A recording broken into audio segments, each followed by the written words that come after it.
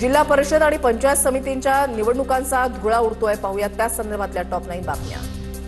पुण्याचा जिल्हा परिषद अध्यक्ष शिवसेनेच्या सूचनेनुसारच होईल. शिंदेचे शिवसेनेचे नेते विजय शिवतारेंकडून विश्वास व्यक्त. सत्तेची चावी ना अजित पवारांकडे असेल ना भाजपकडे, विजय शिवतारेंचा इशारा. रायगड जिल्हा परिषद निवडणुकीच्या मतदार यादीमध्ये 36,528 दुबार मतदार असल्याचं समोर. तर मी इतर मतदान केंद्रावर मतदान करणार नाही असं मतदान करण्यापूर्वी हमीपत्र द्यावं लागणार.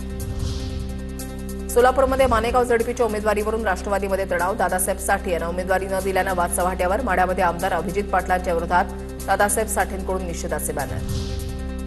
जळगावमध्ये पवारांच्या राष्ट्रवादीच्या कार्यकर्त्यांचा शिंदेच्या शिवसेनेमध्ये प्रवेश. गुलाबराव पाटलांच्या उपस्थितीमध्ये पक्षप्रवेश पार पडला.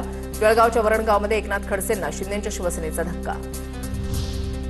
अनैसर्गिक युती लोक स्वीकारणार नाही. स्वतःचं अस्तित्व टिकवण्यासाठी युती. बार्शी जिल्हा परिषद निवडणुकीसाठी भाजपविरोधात दोन्ही शिवसेना एकत्र आल्यानंतर मंत्री जयकुमार गोरेंची टीका.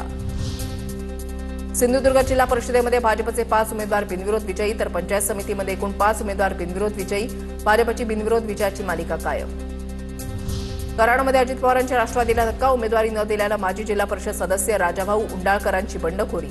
कराड येळगाव जिल्हा परिषद गटामधून भाजप पुरस्कृत उमेदवार म्हणून निवडणूक लढवणार. पुण्यातील भोरमधल्या झडपी पंचायत समिती निवडणुकीमधून 3 उमेदवारांची माघार. 100 उमेदवार सध्या निवडणुकीच्या रिंगणामध्ये.